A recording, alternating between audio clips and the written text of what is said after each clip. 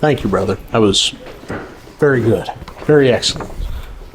And we'll now at this point take some questions.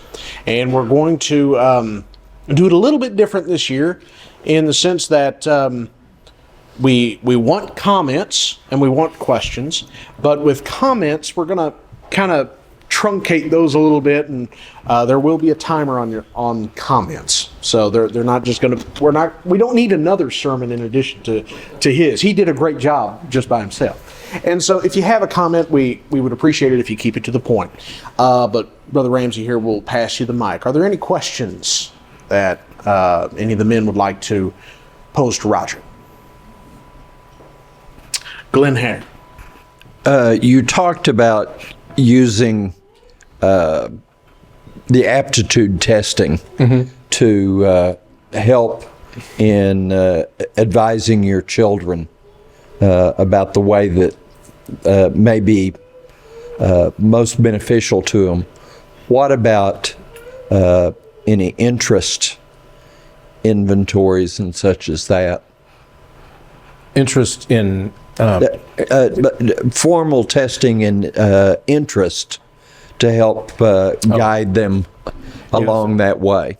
I mean, it's my belief. I mean, first of all, I think whether you're talking about a testing program or you're talking about mentors, or if you're talking about even the people to administer the test and talk to them, I think you got to do your homework.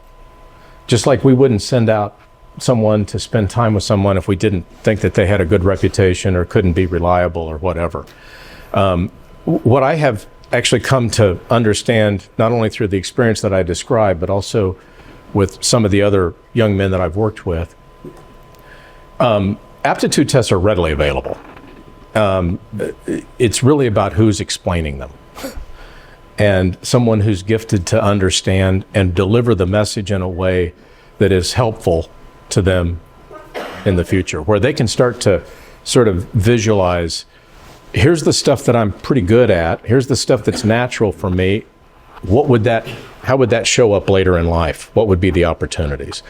And that's where I think mentors come in very handy, because when you start then looking at this is the area that's of most interest and also lines up best with skills that are natural, finding then other people that can help provide insight. It's one thing to say, I want to be such. It's like asking the little kid, what do you want to be when you grow up? Well, he may say something, he's like, he's got no idea what that includes, right? I want to be an astronaut. But you don't want to leave home? That's a problem. So they may have not a very informed view of what that really is, and that's where mentors can introduce them to kind of kickstart the motor. Does that answer your question? Yeah, it was just my point and thought there was, I know a lot of people who have completed medical school, work in banks, and they have that aptitude, but there was really no interest in that in the long run. Well, that's, a lot of lawyers that don't much want to practice law later. Be thankful for some things. Could be. I just want to say amen and thank you, brother, for emphasizing mentorship, because we have a desperate need for mentorship in the church. We need men who have proven themselves and lived faithful lives to step up and be mentors. And I would dare say we tempt young men into usurping authority and leadership that's not for them yet when we don't mentor them and we don't give them a path forward. And I'll just say, throwing young men to the wolves and hoping it all works out may have been good enough for ancient Spartans, but that's not God's plan for the church. One thing I would say real quick in response to that, I think also, like, for example, participation in worship. I think sometimes maybe we're a little too tied up on it being perfect. And young men need the opportunity to get out and try. Amen. And they're going to mess it up. I mean, I know I did. And they just need an opportunity to, because, I mean, you can talk about swimming all day, but until you're in the water, it's talk. I'm gonna make a comment and then I'll ask you a question. Okay. It's weird to be in this in between of coming out of young manhood and into early adulthood. And so I just want to give you public commendation that you have been a mentor for me. I appreciate you as a mentor. Growing up with Sam, you've been a great role model. Bart has been a great role model for me too. And so I appreciate you and what you've represented over the years. My question is, or maybe even more of a comment. In my opinion, an area that we have struggled in the church, and my narrow experience, is fellowship outside of church. Mm-hmm. And we had a little bit of that growing up. You know, we'd hunt together and stuff, and so we had some fellowship there. But not a lot of time is spent outside of the church service, actually building relationships, getting to know people, getting to know interests. Brother Noah talked about it yesterday, how in Acts we see how involved the church was, how incredibly involved they were in day-to-day life. And so just kind of want to get your comments on, you know, making opportunities outside of church, not just for young men, for young women too, but to sort of better promote that atmosphere to, you know, further mentor and help grow young men and young women. Well, yeah, thank you, Hunter. I do think it takes a lot of intentionality. And I even think there are some who are particularly wired to do that, who have the time, who are willing to commit the time, who are willing to invest what really is hours of kind of getting to the bottom of things, and as a result can have a voice of authority in the life of a young man that is significant. That doesn't happen, you know, on going to one ball game or something. You know, it takes time and effort. And I do think it's a place where we got to get better at it. Thanks, Roger. That was awesome. Short comment and then a question. My comment is, I like to stress to dads how short the time you have is to interact with the kids. I was getting pizza the other day and I got 3 massives from Gumby's. And the guy's like, "Wow, that's a lot of pizza." And I said, "Yeah, I've got 3 teenage boys and a girl." And then I went out the car and I sat down in my car and I went, "Whoa, I just lied to that guy. I do not have 3 teenage boys. I don't have a single teenage boy." Now, that's probably just because I'm clueless in general. But, you know, so as I drove away, I was like, wow, you know, that's scary. And my comment or my question for you is, I wanted to be an astronaut. I thought Captain Kirk was a great job. And one day my dad and mom sat me down and said, that's not going to work because you can't go to church. Right. There's no church on the moon, there's no church on Mars, and there never will be. And I'm like, well, I can establish one. And they said, not gonna happen. So where does being a Debbie Downer come in to mentoring? Well, I like your ingenuity, though. That's good. Yeah, I mean, you know, I'll for example, one of the things, you know, I talked with Sam a great deal about his choice, and he had to work pretty diligently to make sure that he could, if he was on Sunday, he could get away, and you know, probably to varying degrees of success there. You know, I think we have to be clear about the challenges that certain jobs present.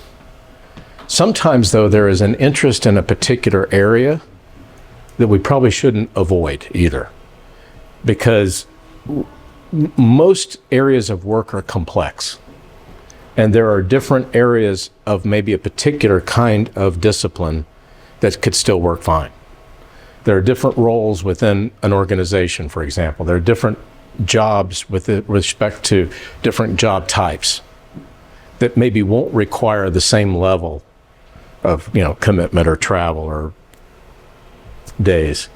And I think that the determination around a worship schedule is just part of it. I think you also have to look at, if I'm joining, a company or a particular kind of job or whatever, I'm joining a tribe. When you go to college, you're choosing a tribe. When and here's the thing we know about tribes. You will become the tribe. I mean, Paul makes it pretty clear that the people you choose to hang out with and who have significant influence over your life, you'll gravitate toward them. And so, I think there are certain disciplines you have to look at and say, who's in that tribe? Is that the kind of group I want to be a part of? I do think, though, as whether it's dads or in some cases, a better voice is someone else we trust to talk to our sons about particular opportunities or challenges or whatever. I think we got to be careful to not crush their spirit while we're given advice, so that they can see hope and opportunity and ways to grow, which then gives us, if we're a Debbie Downer all the time, they ain't going to come to us. And so if we can help them craft an approach or a direction where we have a voice in their lives, that means sometimes just listening to them and then maybe figuring out another way to help direct them. Excellent job, of course. Appreciate it very much.